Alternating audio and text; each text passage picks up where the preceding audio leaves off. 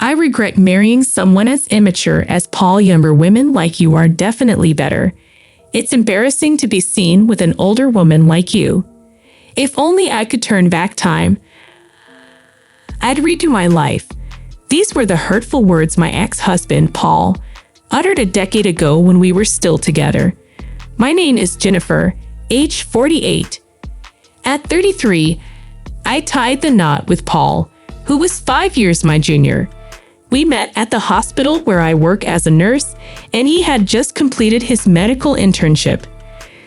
Despite the age gap and our differing professional roles, Paul's eagerness to seek my advice and his innocence drew me towards him.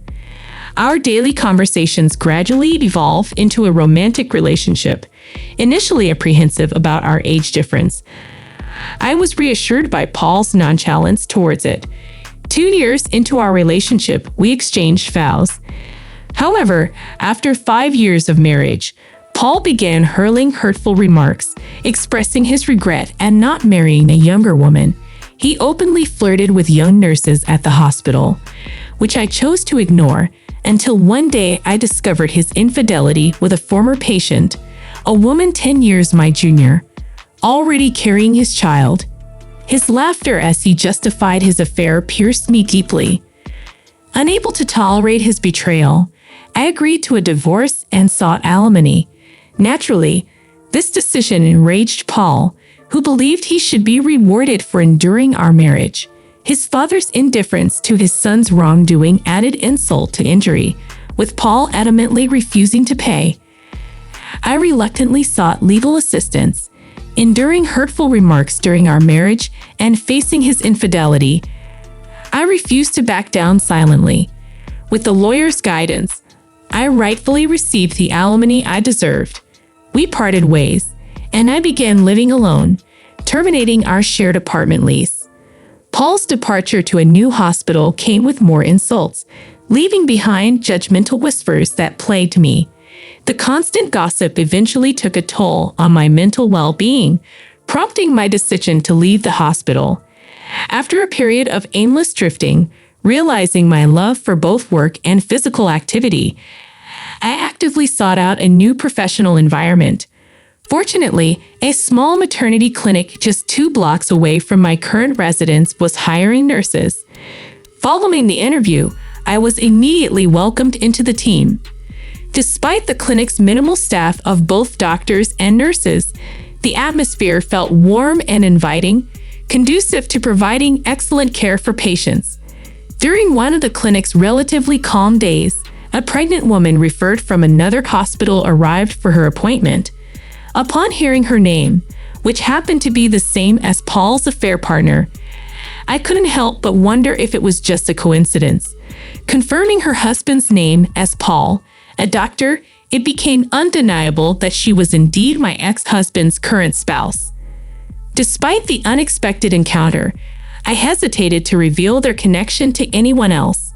As days passed, I found myself unable to address the situation. Then one day, Paul and his wife came in for a checkup. Paul's eyes widened in surprise upon seeing me, clearly not expecting our paths to cross again. Truthfully, I had hoped to avoid such encounters, especially in a setting like this. "What are you doing here?" Paul's accusatory tone made his wife realize who I was. "Wait, is this? Did you come here to harass us?" His words stung, and I struggled to explain that I had been working at the clinic long before knowing of their proximity. Disregarding my explanation, Paul continued his tirade, accusing me of stalking them and causing trouble. Despite being clearly in the wrong, his words drew judgmental stares from those around us, making me feel uncomfortable. Fearing for their safety, Paul's wife feigned distress, insinuating that I posed a threat to her and the baby. With that, the attending physician intervened, urging me to leave the examination room to diffuse the tension. While I understood the necessity of prioritizing the patient's well-being, the encounter left me feeling shaken and unfairly judged. I found myself in a situation I didn't want to be in, feeling utterly miserable. With the details of my divorce now known, something I had hoped to keep private. I became acutely aware of the judgmental glances around me. To add to my discomfort, Paul's wife continued to frequent the hospital, openly criticizing me, despite everyone knowing I wasn't at fault. As a patient and one with a delicate pregnancy, I felt torn between avoiding upsetting her and respecting her privacy, leaving everyone at a loss for words. Remaining in this environment until her delivery, which was still over 6 months away, seemed unbearable. Despite it being a good workplace, I felt compelled to submit my resignation to the hospital. The director's expression hinted at relief. Though I hadn't done anything wrong, I couldn't help but wonder why I deserved such treatment. Exhausted by I couldn't bring myself to search for another hospital job, so I returned to my parents' home. My parents welcomed me without saying much. For a while, I struggled to find purpose, feeling guilty just staying at home without contributing. Eventually, I decided to take a part-time job at a nearby supermarket. It was my first time working outside of the hospital, and it felt refreshing. A change of pace. While I loved being a nurse and found it fulfilling, the weight of responsibility in a workplace where lives were at stake was immense. Living away from that environment was beneficial for my mental well-being. I wanted to avoid burdening my parents, so I tried to manage on my own. Looking back, I wished I had returned home sooner. Around 3 years later, while still living with my parents, I received an offer to become a full-time employee at the supermarket. They recognized my hard work, and I was genuinely happy to accept the position. Over the years, I was approached with matchmaking proposals. However, at 45 years old, I had no intention of remarrying. Politely declining, I was surprised when the manager insisted that the potential partner was also divorced, similar to my situation. Despite my initial refusal, the offer lingered in my mind. I agreed to the arranged meeting. Considering our mutual maturity, we decided to meet directly without intermediaries. Upon arriving at the designated restaurant, my matchmaking partner was already there. As I entered, he suddenly stood up, causing his chair to topple over. His face flushed bright red, and despite his embarrassment, I couldn't help but laugh. It felt like a scene straight out of a novel. "I'm Edward. Thank you for coming today," he said, regaining his composure. "Nice to meet you." "I'm Jennifer," I replied. Perhaps due to the initial mishap, we quickly found ourselves at ease with each other. I discovered that Edward had visited our supermarket during a business trip and had been captivated by me at first sight. He had convinced the department manager, who turned out to be Edward's senior from university, to arrange our meeting. "I'd like to pursue a serious relationship if possible," Edward expressed. I had come prepared to decline, but unexpectedly, I found myself wanting to see him again. After 6 months of dating, we decided to get married. My parents liked Edward's personality, and they were genuinely happy for us. Our life together, filled with Edward's care and consideration, was truly blissful. Since we were both older, we hadn't planned to have children from the start. However, when I turned 48, my health took an unexpected turn. I wasn't feeling unwell. I was pregnant. I never imagined I'd be pregnant at this age, and certainly didn't expect my discomfort to be morning sickness. I suspect Edward felt the same way when I shared the news. "It looks like I'm pregnant," I said. Edward responded, "Naturally. That's wonderful. So who's pregnant? Do I know the person?" "Yeah, I think you know her very well. She's right in front of you," I replied, pointing to myself. Edward looked bewildered, staring at my belly. "Ha! I'm the one who's pregnant," I clarified. He remained silent for a moment, processing the news. Then, with wide eyes, he asked, "Wait, so you mean we'll be parents?" "Yes, it seems that way," I confirmed. "Really?" he exclaimed. "Wow, as he hugged me tightly. I could hardly believe it. Unbelievable. It's a miracle, I whispered. Is it okay if I go through with it? While I had never considered not having the baby, my age was a factor. Thinking about the future made me anxious. Even at the hospital, they asked, "What will you do?" I understood the risks of advanced maternal age for both mother and child. Not everyone would agree with our decision. People might question how old we'd be when our child turned 20. The uncertainty of parenting at this age also worried me. Still, I couldn't bear the thought of ending a life that had taken root. "What are you saying?" "Of course, it's natural." Edward's immediate response made me happy. I believed it reflected Edward's genuine feelings. However, after a while, he started worrying about my health. Even for a man like Edward, I could imagine the potential challenges. We discussed it thoroughly, and our desire to have the baby remained unchanged. We began preparations with the doctor's guidance. Both our parents were surprised and concerned, but they were genuinely thrilled. So it was decided that I would give birth at a well-equipped, large hospital. The obstetrician was a very caring and competent doctor, which was reassuring. On one of the prenatal checkup days, not only the obstetrician but also an internal medicine doctor came for extra precaution. Edward was supposed to be there too, but unfortunately, he had urgent work and couldn't make it. So I'd entered the examination room alone. To my surprise, there was my ex-husband, Paul. Honestly, encountering him again in such a place felt unbelievable. "Seriously, you're a 48-year-old pregnant woman. It's impossible to give birth at your age," he burst out laughing. The obstetrician and the nurse present both had puzzled expressions, but Paul paid no attention. "You have no right to say such things." "I'm just concerned," I retorted. "A grandma getting pregnant. It's gross," he continued. "Is that how you treat patients? Even without the anxiety that pregnant women already face, spewing such hurtful words is unbelievable. And you call yourself a doctor. What are you acting all high and mighty for? Besides, this hospital mostly caters to celebrities. Do you even realize that? It'd be better for you to leave before embarrassing yourself, doctor," I said. "I'll leave without being told.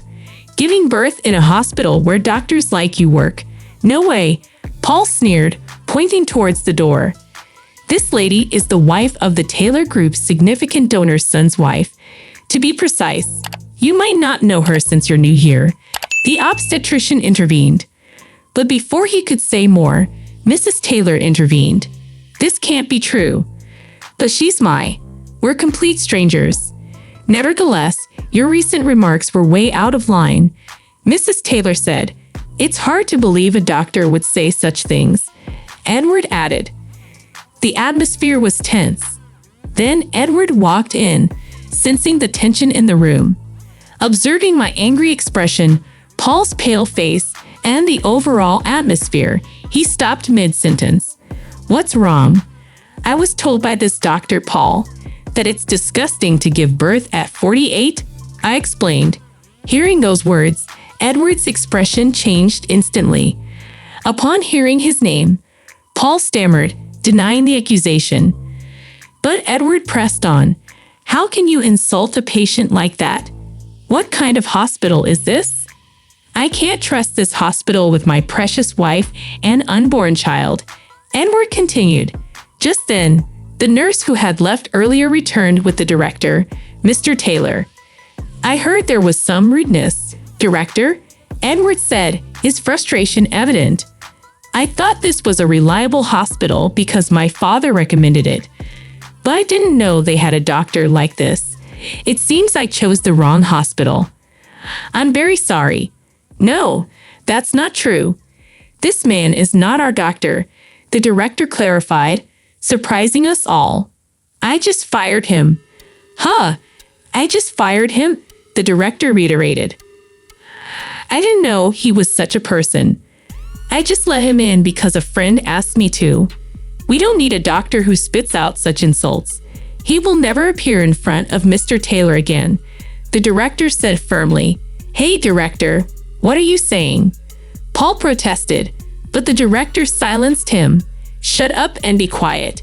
You get out of here right now. Don't ever come near our hospital again," the director said sternly. Hearing the director's words, Paul protested, but the obstetrician in charge dragged him out of the hallway. The director apologized profusely, and we regained our composure and sat back down. However, Edward was still angry. "Did you kick him out because my father donated to this hospital? If not, would you let a doctor like him run wild?" The director shook his head and explained. Actually, Paul had only been at this hospital for a week. Paul's father was my classmate, and they had a reunion the other day. He asked him to hire his son. He had no idea he was such a person, and he looked truly sorry. Not all the doctors at this hospital were like Paul, the obstetrician in charge said. Edward's father was the president of a large company with branches all over the country, and he donated part of his profits to medical and welfare facilities. His mother had been seriously ill when she was young and had been taken care of by this hospital. So he donated a lot of money. That's why his father recommended this hospital for my delivery. A few days later, Paul contacted me and begged me to ask the director to hire him back. "If you ask for him, maybe he'll reconsider," he pleaded. He had often offended patients with his arrogant attitude and had been hopping from one hospital to another. I couldn't believe he kept making the same mistakes. His father had told him that if he got fired again, he would have no future. But I couldn't help wondering if his father's leniency had made him such a man. Edward was next to me when Paul called. He snatched the phone from me and yelled at Paul, threatening to report him to the police for harassment if he ever contacted me or came near me again. Paul must have been scared because he never called again. Sometime later, I stopped by a convenience store on my way back from the hospital and saw Paul working there. Apparently, no hospital would hire him anymore. He was crying his eyes out, saying that his wife and child had left him. But I felt no sympathy for him. I decided to avoid that convenience store. The following year, I gave birth to a healthy baby girl. She was so adorable. I vowed to raise her with love and responsibility, no matter what. But Edward was smitten with her from the moment she was born. He seemed to be a very sweet father, so I had to be careful. How did you like this story? The moral of the story could be about resilience, finding happiness despite hardships, and the importance of standing up for oneself. Despite facing betrayal, judgment, and challenges, Jennifer persevered, found love again, and embraced motherhood with joy. It highlights the power of resilience, the value of supportive relationships, and the significance of staying true to oneself even in the face of adversity. Thank you for watching this emotional journey unfold. Remember, life's twists and turns may bring unexpected challenges, but they also present opportunities for growth and new beginnings. If you enjoyed this story of resilience and love, don't forget to hit the subscribe button and turn on notifications for more inspiring content. Join us on our channel for stories of triumph, tales of resilience, and reflections on life's unexpected adventures. Until next time, may your days be filled with courage, kindness, and the strength to overcome any obstacle life throws your way. Take care, and see you in the next video.